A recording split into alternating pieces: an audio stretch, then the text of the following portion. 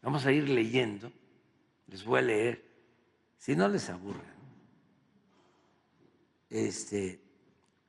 algunos capítulos del libro, pero históricos. Vamos a hablar de Hidalgo. ¿No les parece? Es el padre de nuestra patria. ¿Quién era Hidalgo? ¿Qué hizo Hidalgo? Vamos a hablar de Morelos. Vamos a hablar de Juárez. Y así nos llevamos. Vamos a hablar de Villa. Vamos a hablar de Zapata. Vamos a hablar de Madero. Vamos a hablar de Lázaro Cárdenas. ¿Cómo ven? En algunos casos puede ser una mañanera, en otros casos, por ejemplo, Juárez nos va a llevar como 2 o 3, pero lo podemos dividir. O sea, todo lo que fue el movimiento de reforma, esa puede ser una primera parte, desde que gobernó Oaxaca hasta las leyes de reforma. Y luego, cuando los conservadores van a buscar a Maximiliano, hasta el triunfo de la República y el periodo de la República restaurada. Eso pueden ser 2 capítulos. En cuanto a Madero, también pueden ser 2.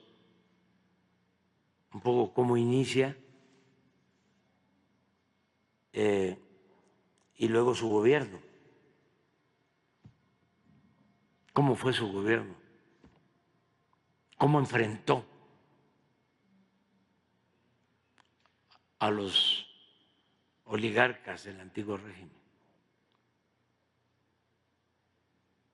Como una especie de seminario, empezamos Hidalgo, Morelos, Juárez, Villa, Zapata, Ricardo Flores Magón.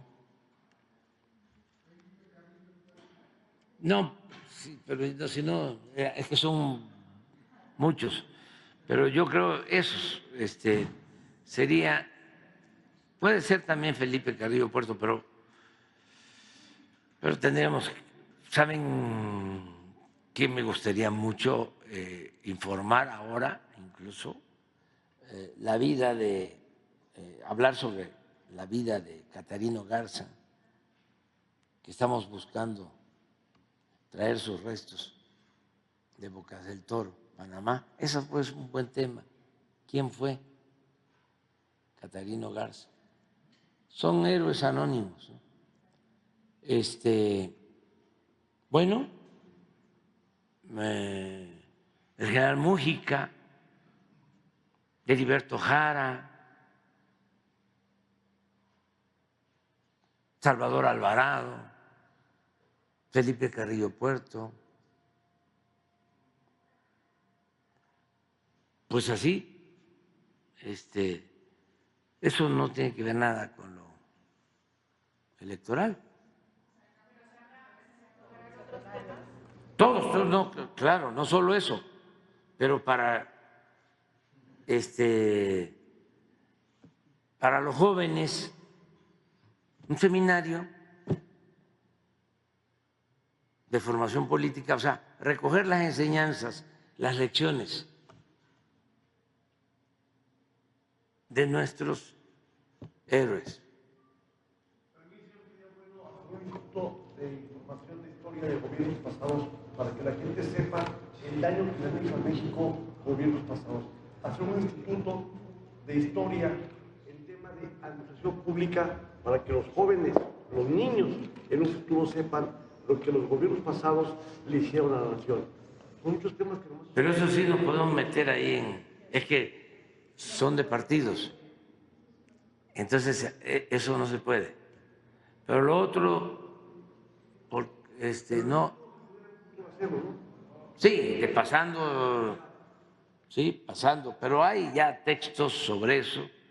De todas maneras lo podríamos hacer aquí, ¿sí? ¿Qué fue el periodo porfirista? ¿Qué fue el periodo revolucionario, el periodo posrevolucionario? ¿Qué significó el tiempo del desarrollo estabilizador? ¿Qué significó el gobierno de Echeverría y de López Portillo, lo que llamaron el desarrollo compartido? ¿Qué significó el periodo neoliberal, los 36 años? ¿Y qué significa lo nuestro, la transformación? Eso sí, ese sería el segundo, pero vamos a empezar con la historia de México. Es que es extraordinaria, es fecunda, ahí están todas las enseñanzas. Y para los jóvenes va a ser muy importante. Me voy a apoyar en los textos para no improvisar y ser también más ágiles, ¿no? Digo, para hacer las conferencias más ágiles, que dediquemos cuando mucho 20 minutos a eso, para tener tiempo para todo lo demás. ¿Están de acuerdo? Empezamos el lunes con Hidalgo. Es que ese es el asunto. O sea, tenemos, porque nos va a llevar mucho tiempo. O sea, Guerrero, la patria es primero. Nada más contar eso, sí, Allende, ¿sí? Y Leona Vicario. Leona Vicario es extraordinaria. O sea, Carmen Cerdán. No, pero no vamos a poder. Vámonos con 6 o 7 primero. Y si nos da tiempo, vemos otros.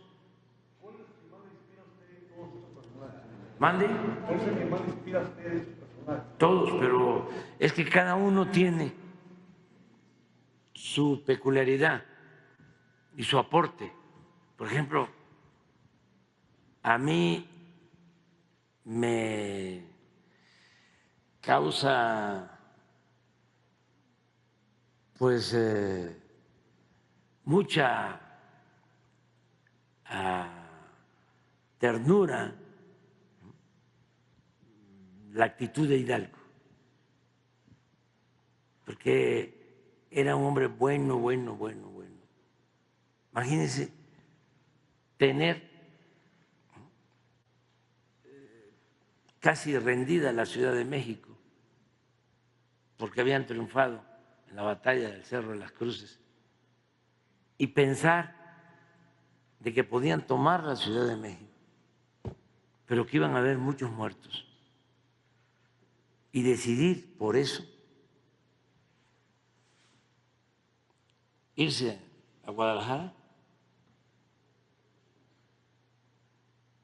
Todavía, porque cuando lo están fusilando, temblaban los que estaban ejecutando la orden, temblaban. Y le hace un poema a su carcelero, bellísimo. Y pues es el que proclama la abolición de la esclavitud. Entonces, las independencias de los países de América se logran casi en el mismo tiempo.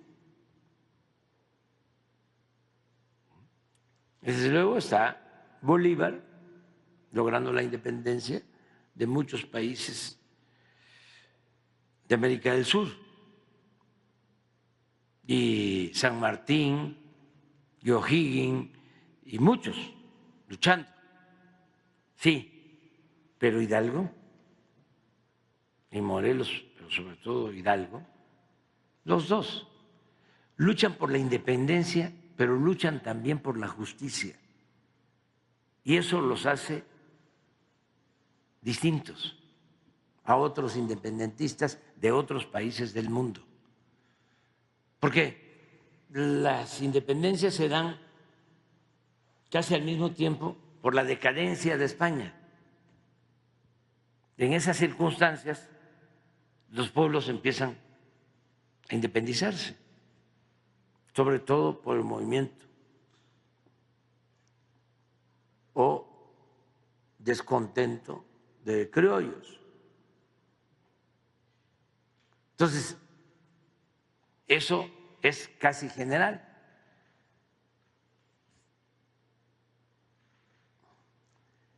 Pero que en todos los pueblos, además de luchar por la independencia, se luche por la justicia,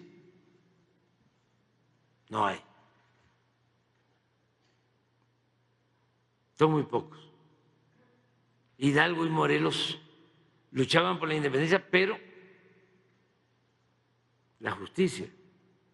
Por eso siempre digo que los mexicanos celebramos, recordamos el grito, el inicio de la independencia. Nadie se acuerda de la consumación, porque para los mexicanos es Hidalgo, no Iturbide. Es el que la inicia, no el que la consuma. Nadie se acuerda de cuándo se consuma la independencia de 1821. Pero el 15 de septiembre, por la noche, todos por Hidalgo, porque pues Iturbide lo que quería era ponerse la corona imperial, convertir a México en una monarquía. Hidalgo no. Hidalgo estaba a favor del pueblo. Entonces, sobre eso vamos a ir hablando y eso ayuda mucho a entender también el porqué de nuestro movimiento, ayuda mucho a que se comprenda por qué estamos planteando 20 reformas a la Constitución, por qué queremos regresarle a la Constitución su espíritu libertario, su carácter público, justiciero, que se lo fueron quitando.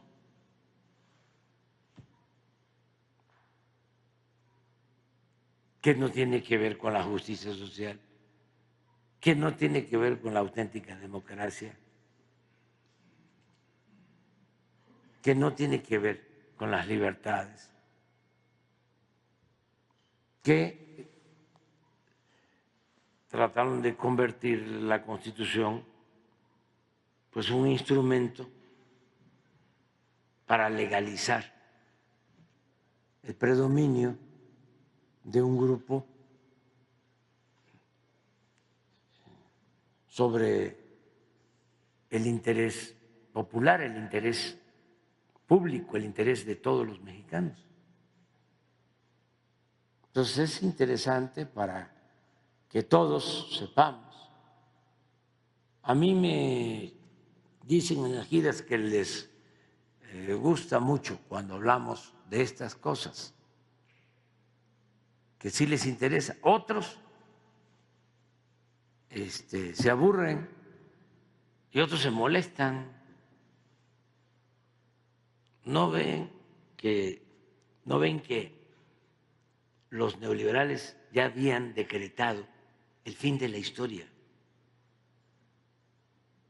O sea, no estés viendo para atrás, ve para adelante. Ya no estés hablando del pasado. Pues ¿cómo se va a visorar el porvenir? Una sociedad mejor si no nos inspiramos en nuestra historia fecunda. ¿Cómo se avanza sin ideales, sin principios? Para todo se necesita ir en busca de un ideal, de una doctrina.